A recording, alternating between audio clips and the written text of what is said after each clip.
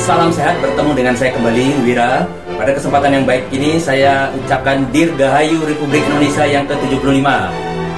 Pada kesempatan ini kita lanjutkan pembahasan kita mengenai pemeriksaan pra-lasik.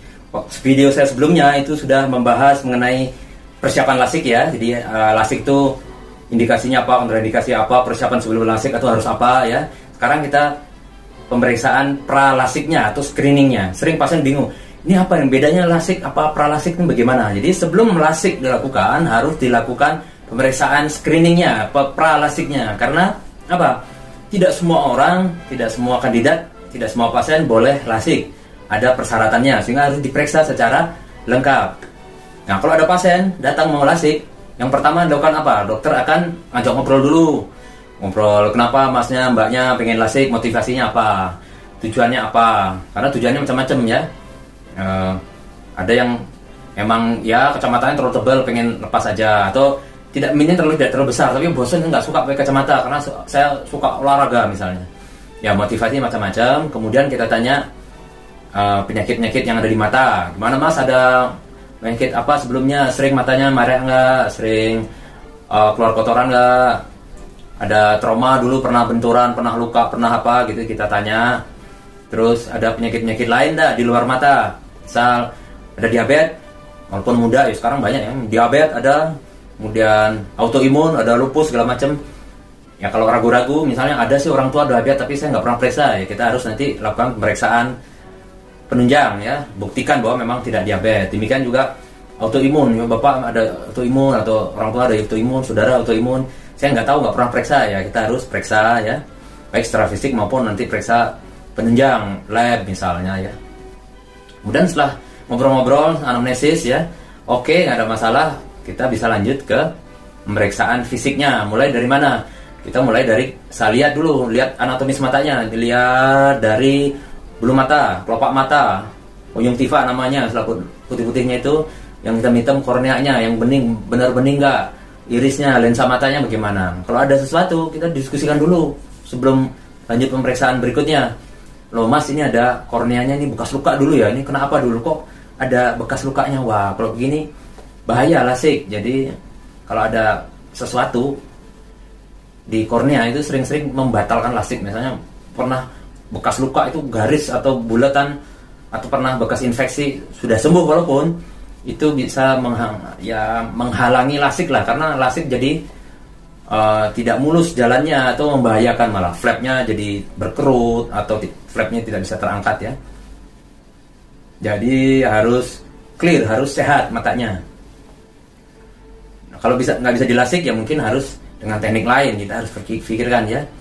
Dengan PRK kah, bisakah, atau dengan smile nih bisa nggak, atau dengan femtosecond ini bisa nggak. Jadi kita harus pertimbangkan nanti di sana dari hasil pemeriksaan itu. Atau ada katarak, dilihat, wah ini ada katarak nih, wah gimana nih kalau lasik ntar sekian tahun lagi masnya buram lagi nih, mau katarak, harus operasi katarak lagi nih, gimana nih. Nah itu harus dipertimbangkan gitu. Dan penyakit-penyakit lain yang berhubungan juga harus pertimbangkan. Oke, dari pemeriksaan fisik dengan slit lamp ya seperti ini ya. Kalau clear, kita lanjutkan pemeriksaan tajam penglihatan. Pertama kita periksa dengan komputer dulu, dicek dengan komputer, ini pemeriksaan objektif yang meriksa komputernya. Tapi ini bukan pedoman, wah ini min saya segini loh sebenarnya. Tidak, nanti kita harus cek dengan subjektif. Jadi pasiennya melihatnya bagaimana. Nah, dari pemeriksaan objektif seperti ini, pemeriksaan objektif.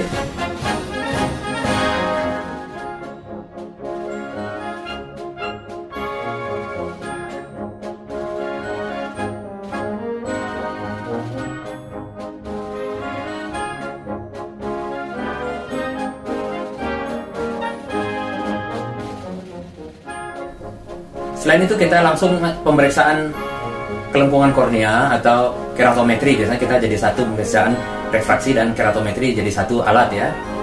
Kemudian baru kita lanjutkan pemeriksaan subjektif. Jadi pasiennya duduk, terus dipasang alatnya, kemudian disuruh baca. Nah, target harus 100%.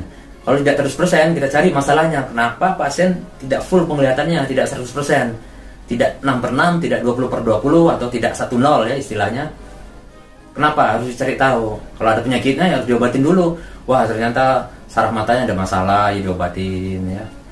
Nah kalau tidak ketemu masalahnya, tapi pasiennya memang penglihatannya tidak bagus, kemungkinan mata malas atau amblyopia. Kita harus terangkan, loh mas, ini mata malas, mungkin dari kecil silinder nggak pakai kacamata sehingga saraf matanya lemah. Nah kalau LASIK sekarang terus tidak tiba-tiba jadi 100%, ini modalnya cuma 50% masnya. Setelah di LASIK ya tetap 50%. Kalau modal 80%, saraf matanya kemampuannya cuma segitu. Setelah di LASIK ya 80%. Syukur-syukur naik, tapi ada yang iya naik beruntung, ada yang enggak, mentok di situ ya. Jadi harus kita diskusikan. Karena LASIK itu tidak membuat mata itu tiba-tiba jadi normal semua. Sering orang tua berharap demikian. Loh dok, saya kan datang ke sini mau LASIK biar bagus semua. Ya nggak begitu juga. Jadi LASIK itu mengganti kacamata. Kalau biasanya pakai kacamata tajam penglihatan 100%, kemudian kita LASIK ya terang 100%. Tapi kalau walaupun sudah pakai kacamata terus memang ada gangguan di saraf matanya, mata malas misalnya, 50% setelah di LASIK tajamnya huruf yang bisa kebaca ya 50% cuma. Jadi nggak bisa terus moro-moro jadi 100%, enggak ya. Mungkin juga kalau setelah LASIK pelan-pelan karena sudah tajam penglihatannya ya.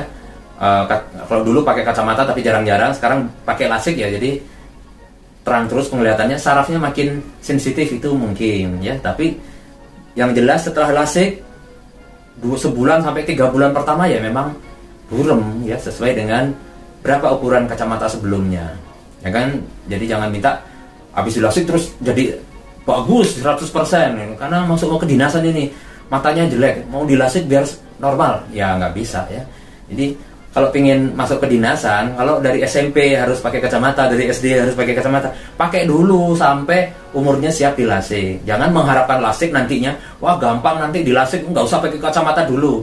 Ya akibatnya saraf matanya jadi lemah, jadi males, amblyopia, sehingga waktu di LASIK tetap tidak optimal. Jadi harus dicamkan itu ya, bapak-bapak, ibu-ibu. Setelah pemeriksaan visus, kita lanjutkan pemeriksaan tekanan bola mata. Visus itu tadi ya, tajam penglihatan. Nah, pemeriksaan tekanannya seperti ini.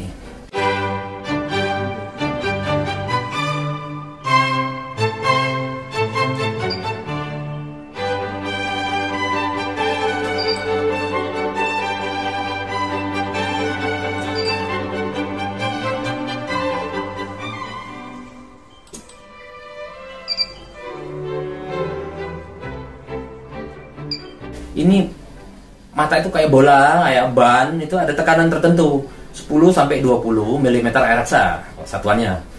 Kalau lebih dari itu misalnya 25, 28 ya harus dianalisis loh, kenapa ini tinggi. Kalau tekanan tinggi tidak boleh di LASIK. Kalau ternyata ada glaukoma ya, glaukomanya harus diobatin sampai betul-betul stabil. Kalau tidak stabil ya jangan di LASIK, berbahaya ya. Kita lanjutkan dengan pemeriksaan kontur kornea dengan alat OPD namanya ya, seperti ini.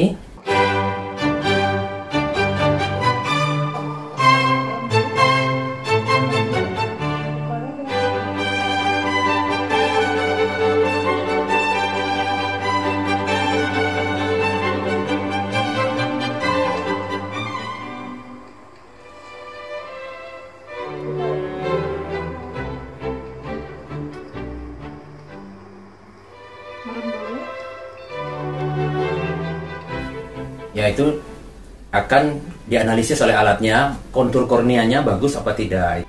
Kontur kornea itu sangat penting ya.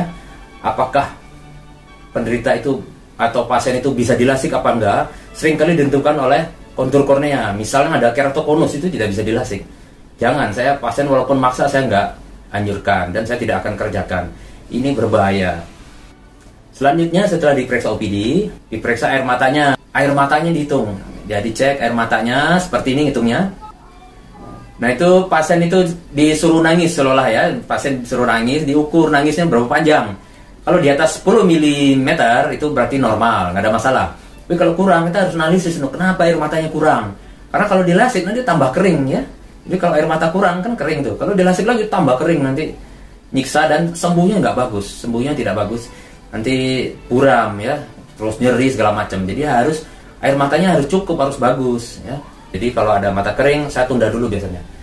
Wah ini nggak bisa nih LASIK, jadi harus diobatin, dicari penyebab keringnya apa. Kita lanjutkan dengan pemeriksaan ketebalan kornea. Ini pemeriksaan sangat penting karena sangat menentukan apakah minusnya habis apa tidak, terutama kalau minusnya tinggi, misalnya minus 15, wah ini habisnya berapa nanti, itu sangat tergantung ketebalan kornea yang kita ukur ya. Ngukurnya seperti ini ya, ada alat yang ditempelkan di kornea mata. Sebelumnya matanya pasti dibius dulu ya, ditetes obat bius pati rasa.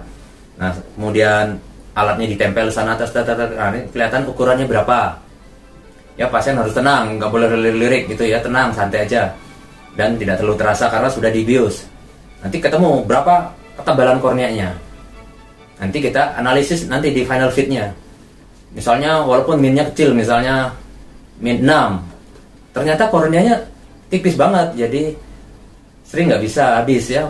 Wah mas, ini nggak bisa habis nih min 6-nya, korneanya tipis banget, sisa nih min setengah, mau nggak? Nah nanti akan ditentukan di final fit berdasarkan ukuran ketebalan pakimetri ya.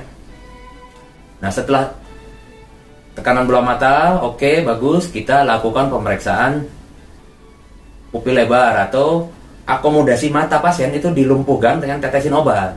Nah ini pemeriksaannya agak lama, pasien ditetesin obat, tetesin sampai akomodasi matanya lumpuh. Itu bisa 1 jam ya, netesin, kadang lebih ya. Kadang pasiennya kok lama banget ya, harap bersabar karena biar tepat nanti ukuran lasernya yang dilasik ukuran berapa itu biar tepat, jadi harus diperiksa secara teliti. Nah kalau sudah akomodasinya lumpuh, nanti pemeriksaannya diulang lagi kayak tadi ya, di ARK lagi, disuruh baca chart lagi ya, seperti pemeriksaan tajam penglihatan tadi ya, suruh baca lagi, kemudian di OPD lagi, diulang lagi, OPD dengan cycloplegic ya. Setelah pemeriksaan tanpa akomodasi, kita lanjutkan pemeriksaan yang terakhir, yaitu retina matanya. Tadi kan udah diperiksa tuh sampai lensa, sekarang lanjutkan sampai retina karena pupilnya sudah besar juga ya. Sekalian selain pemeriksaan tanpa akomodasi, pemeriksaan retina, kita lakukan pemeriksaan funduskopi ya. Seperti ini kita lihat, kita periksa retinanya secara menyeluruh, ada masalah nggak? Nah kalau ada masalah di retinanya, misal ada letis namanya ya, tipis atau ada break, ada robekan hole, lubang ya, apalagi ada robekan giant tear. Nah itu harus di treatment dulu, harus di laser argon. Nah setelah pemeriksaan itu semua, data-datanya dikumpulkan, dicatat ya. Kemudian kita pindahkan data-datanya ke komputer di ruangan final fit ya, seperti ini ya, masukkan datanya. Kita lihat.